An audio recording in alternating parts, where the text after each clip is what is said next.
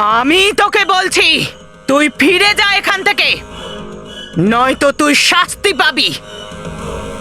ভ্রমলোকে অন্যের আসা নিষেধ, কারণ তোদের মতো লোকজন এখানে এসে আমার এই গাছপালা পশু পাখি সবাই এর ক্ষতি করে, আর আমি এদের সবাইকে খুব ভালোবাসি, বুঝেছিস? আমি এখানে সমস্ত তোমার গাছপালা আর এই জঙ্গলের কোনো রকম ক্ষতি করতে আসিনি। আমি এখানে বাচ্চাদেরকে সাহায্য করতে এসেছি। তুই চাইলেও এই সব গাছপালার কোনো ক্ষতি করতে পারবি না। এখন কষ্ট তো তুই পাবি যখন এই গাছপালাগুলো তোকে খেয়ে নেবে। মহামাই, আমি চাইলেই এই লতার থেকে খুব সহজেই মুক্ত হতে পারতাম, কিন্তু আচ্ছা, খুব শক্তিশালী তুই? তাহলে সারা রাত বন্দি আছিস কেন এখানে? কেন মুক্ত করিসনি নিজেকে? কারণ আমি বিশ্বাস করি যে সমস্ত উদ্ভিদের প্রাণ আছে, আর যতক্ষণ এই জঙ্গল গাছপালা আছে ততক্ষণ আমাদের প্রাণ আছে। যদি গাছপালা না থাকতো তাহলে আমরা নিঃশ্বাস কি করে নিতাম? কথা তো খুব ভালো বলিস তুই, কিন্তু এত শক্তি আছে তোর কাছে? আমি বিশ্বাস করি যদি খুব প্রয়োজন না হয় তাহলে আমাদের শক্তি প্রদর্শন করা একদম উচিত নয়। আর এমনিতেও আমি তোমার সঙ্গে দেখা করতে এসেছিলাম, তাই আমি এখানে ঝুলেছিলাম। তুমি আমাকে দুর্বল ভাবলে আর আমার সামনে এসে পড়লে। আর যদি এই লতাগুলোকে আমি রাত্রিবেলায় কেটে ফেলতাম তাহলে হয়তো তুমি আমার সামনে কখনো আসতে না। তুই খুব বুদ্ধিমানও, কিন্তু তাও তুই এখান থেকে বেঁচে ফিরবি না।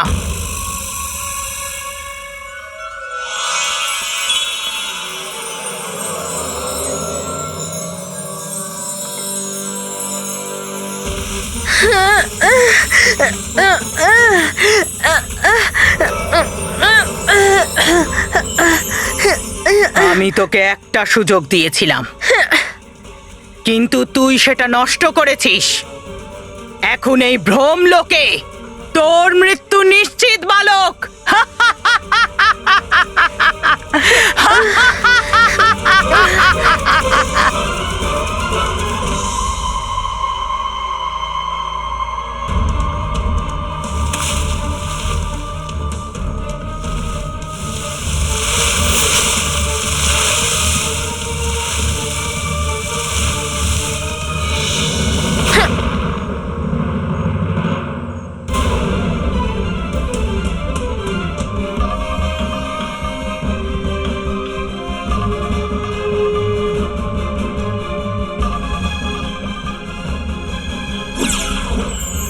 হে কেশপরি, হাওয়া দিলে যেমন লাগে ঠান্ডা, এই লতাগুলো ফিরে পাক তাদের আগের অবস্থা।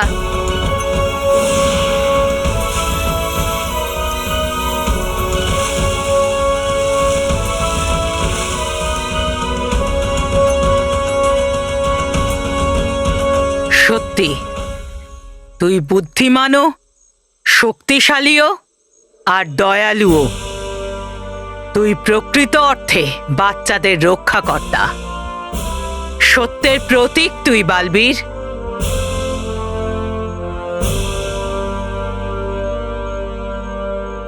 বুঝতে পারছি না বাচ্চারা কবে ঠিক হবে। আরে কবে থেকেও বেশি কিভাবে ঠিক হবে? এর তো কোনো সমাধানও পাওয়া যাচ্ছে না। হ্যাঁ দেখো না, কাল পর্যন্ত বাচ্চাগুলো বড় হয়েছিল, এখন তো বয়স্কও হয়ে গেল। হ্যাঁ দেখুন তো, আমাদের বাচ্চারা আমাদের থেকে বড় লাগছে। এখন কি করব কিছু বুঝতেও পারছি না। বুঝে বুঝে যে বোঝে না, আমার জন্য ও বোকা। এই আওয়াজটা কোথা থেকে এলো? চলো চলো চলো, দেখি দেখি দেখি, এসো। ওই মহান ব্যক্তি যে শ্রী মন্টু লাখানি। উনি বলেছেন, বুঝে বুঝেও যে বোঝে না সে। শ্রী মন্টু লাখানি? উনি আনাড়ি। বস, একই তো কথা।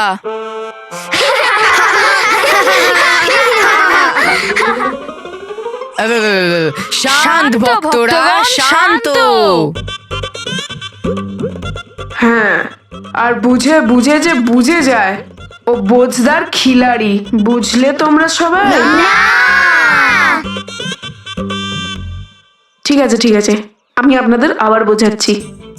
বুঝে বুঝে যে বুঝে গেল, এই বাড়ি, এই সম্পত্তি, এই সব মোহমায়া, এসব কিচ্ছু নয়। যা আছে সব আমার। মানে ভগবানের, পরমেশ্বরের, সব পরমেশ্বরের। বাহ বস, কি কথা বললে, কিন্তু এটার মানেটা কি? কি বলতো, আমি যেগুলো বললাম ওগুলোর মানে আমি নিজেও জানি না, আমি তো শুধু বলে দিলাম। হ্যাঁ ভক্তরা, এমনিতে তো আপনার কথায় ওজন আছে মন্টু বাবাজি। আরে মন্টু বাবাজির মধ্যেও তো কত ওজন।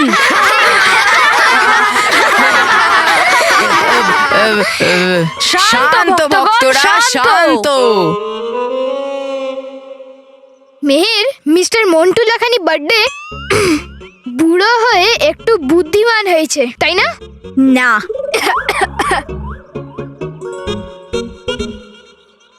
বুদ্ধিমান নয়, চালাক হয়ে গেছে, চালাক। বলবো কি করে? দেখ, ও আমাদের প্রথমে ফাঁসিয়ে আমাদের থেকে আমাদের স্কুল আর আমাদের বাড়ি ছিনিয়ে নিতে চায়, যাতে ও ওতে নিজের মল আর একটা ফ্ল্যাট বানাতে পারে। এবার বুঝতে পারলি কিছু? You see brother? Right sister, right. এই জমি, এই সম্পত্তি, বাড়ি কি কিচ্ছু নয়, সেই জন্য তোমরা এগুলো মন্টু বাবাকে দিয়ে দাও। কি দেখলি? দিয়ে দাও নয়, ত্যাগ করো, ত্যাগ করো এইসব, এই স্কুল, জমি, বাড়ি, পরিবার ত্যাগ করো, এসব মোহ, তাই ছেড়ে দাও এগুলো। আর আর ওই দিনই শ্রী মন্টু বাবা ওখানে বিল্ডিং করিয়ে দেবে। দেখ, বাচ্চারা খেলাধুলার বয়সে প্রবচন শুনছে। হ্যাঁ, তাহলে কোথায় ছিলাম আমি? হ্যাঁ, আমি তোমাদের সবাইকে আমাদের সময় মনে রাখার মতো তোমাদের সবার প্রিয় প্রবচন শোনাচ্ছি, আর তারপরে আমি তোমাদের ওর অর্থ বোঝাবো। রোহিত,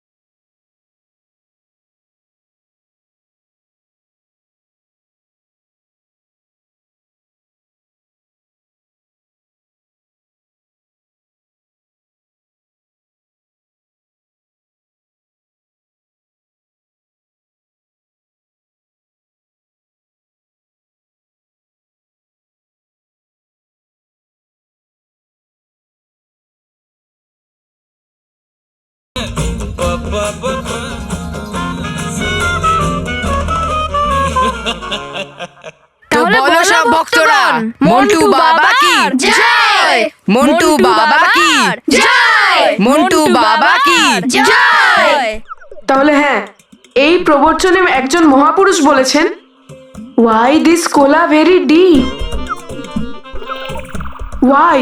ওয়াই মানে কেন, কেন এই সম্পত্তির টেনশন, এই পরিবারের টেনশন, এই বাড়ির টেনশন নিয়েছো তোমরা, নিয়েছো টেনশন।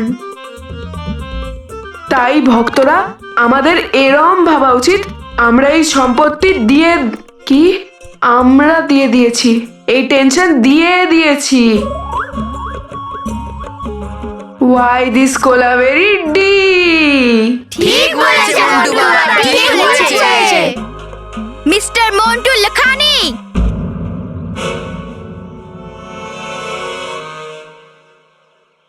বন্ধ করো এই বেইমানিটি।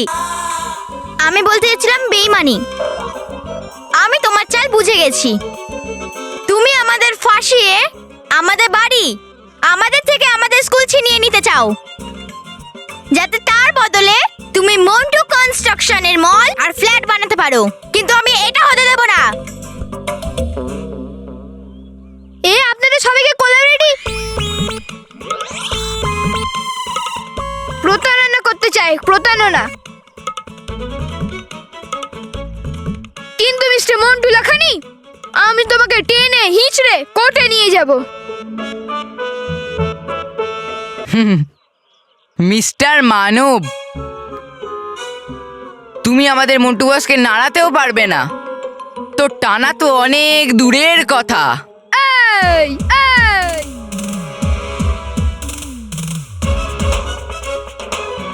আমি ওকে টানবো, আমি ওকে কোর্ট পর্যন্ত টেনে নিয়ে যাব, টেনে হিঁচড়ে নিয়ে যাব, তুলে নিয়ে যাব। কিন্তু আমাদের বাড়ি আর এই বাচ্চাদের স্কুল কেড়ে নিতে দেব না। এটা আমার চ্যালেঞ্জ মিস্টার মন্টু লাখানি।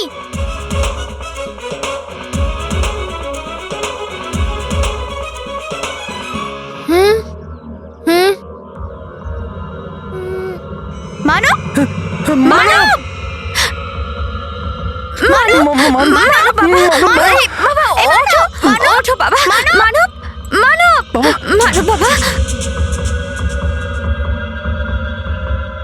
মানব, মানব, ওঠ বাবা, মানব, মানব! মানব! বাবা মানব! হ্যাঁ, হ্যাঁ, হ্যাঁ। বাবা ঠিক আছে? মানব, মানব, ওঠ বাবা, মানব, মানব, মানব। তুই তো খুব চালাক ভয়ঙ্কর পরি। বেচারা বাচ্চাদের শৈশবই তুই নষ্ট করে দিয়েছিস। তুমি ভয়ঙ্কর পরীর মতো অসৎ শক্তির প্রশংসা করছো? আমি ওর ভয়ঙ্কর বুদ্ধির প্রশংসা করছি, কারণ সব খেলায় বুদ্ধি দিয়েই জেতা যায়। ভয়ঙ্কর পরী জানতো যে শয়তানি হাওয়ার প্রতিকার রানী পরীর কাছেও নেই। যদি ওটা আটকাতে হয়, প্রতিকার করতে হয়, সেটা শুধু আমি করতে পারবো। আর মহামাইকে দিয়ে এই কাজ করানো অসম্ভব। অসম্ভব ছিল তোমাকে খোঁজা, যেটা আমি সম্ভব করেছি। এখন তুমি আমাকে অসৎ হাওয়ার থেকে নিস্তার পাওয়ার ওষুধ দিয়ে দাও, যাতে আমি বাচ্চাদের সাহায্য করতে পারি। কিচ্ছু হবে না বালবীর, কিচ্ছু হবে না, কারণ ওষুধ তৈরি করতে অনেক সময় লাগবে।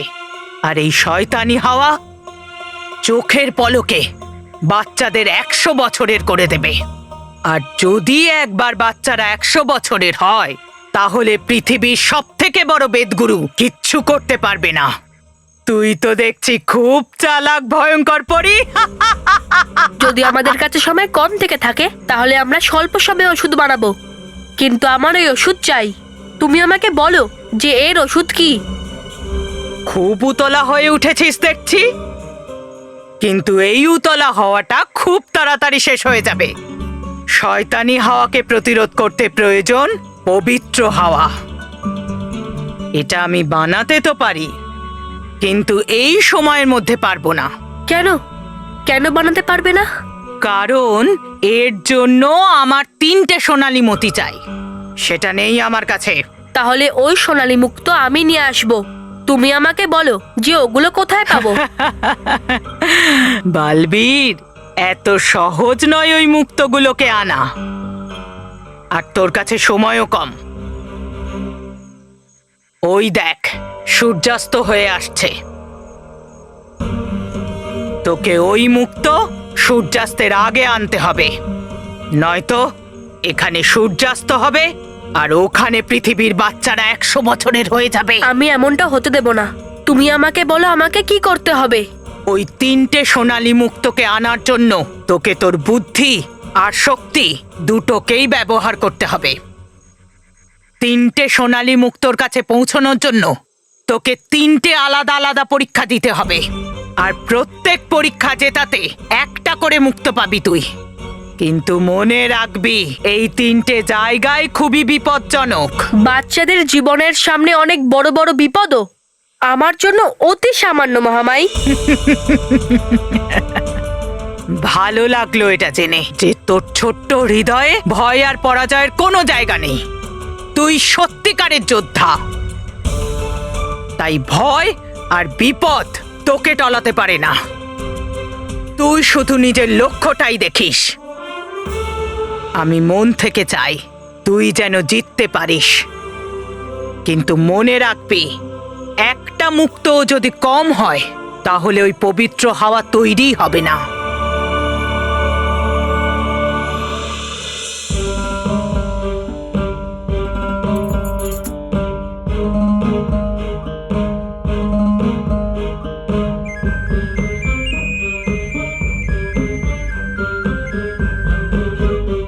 সবকিছু নর্মাল আছে। ভগবানকে অসংখ্য ধন্যবাদ। আমি এখনই ভগবানকে পুজো দিয়ে আসছি। ডাক্তারবাবু, মানব সত্যিই ঠিক আছে তো?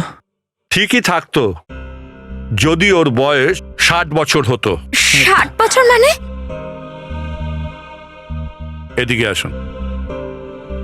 আসল ব্যাপারটা হলো মানবের শরীরের প্রেসার আর পালস রেট 60 বছর বয়সের মানুষের মতো। এটাই প্রথম কেস নয়, সকাল থেকে সন্ধে পর্যন্ত এই রকমই কেস আসছে। কোনো বাচ্চার হঠাৎ করে বিপি বেড়ে গেছে, কারো তো হাঁটুতে প্রবলেম। জানি না বাচ্চাদের মধ্যে কি রোগ লেগেছে যে সব বাচ্চাই তাড়াতাড়ি বুড়ো হয়ে যাচ্ছে। এর কি কোনো ওষুধ নেই ডক্টর? এখনো পর্যন্ত তো এর কোনো ওষুধই আসেনি। ডাক্তারবাবু, আপনার কাছে হয়তো চিকিৎসা নেই, কিন্তু বালবীর এই রোগ থেকে বাচ্চাদের ঠিক করার কথা দিয়েছে। ও ওর কথা নিশ্চয়ই রাখবে। বালবীর, তুমি যেখানে থাকো প্লিজ আমাদের বাচ্চাদের বাঁচাও। তুমি আমাদের শেষ ভরসা।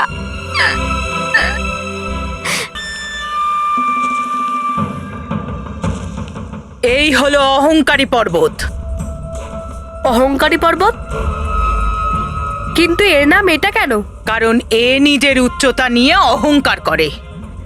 এ জানে যে এর মতো উঁচু পর্বত আর নেই।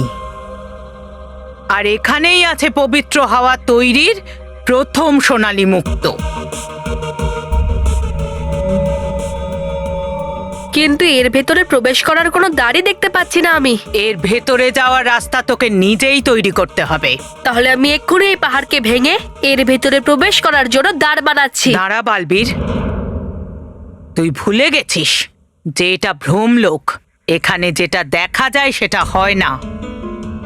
এর উচ্চতা নিয়ে অহংকার তো, একে তোকে ছোট করতে হবে। আমাকে এর অহংকার ভাঙতে হবে?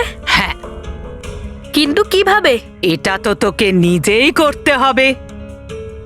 কিন্তু মনে রাখবি, একে না কেটে, না ভেঙে, না সরিয়ে, না শেষ করে।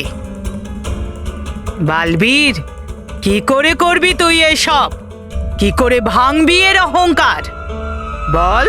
তাহলে এটা তো অসম্ভব। একে না ভেঙে না কেটে আমি এর অহংকার কি করে ভাঙবো? বালবীর, তোকে তো 3-3টে পরীক্ষা দিতে হতো। মনে হচ্ছে তুই প্রথম পরীক্ষাতেই হেরে বসে আছিস। তোর মনোবল অতটা জোরালো নয় যতটা এই অহংকারী পর্বতের অহংকার। যেতে দে মহামায়ী। আমাকে ছোট করা এই বলবীরের পক্ষে সম্ভব নয়। বলে দে একে, এ ফিরে যাক এর পরিলোকে। অহংকারী পর্বতের অহংকার কেউ ভাঙতে পারবে না।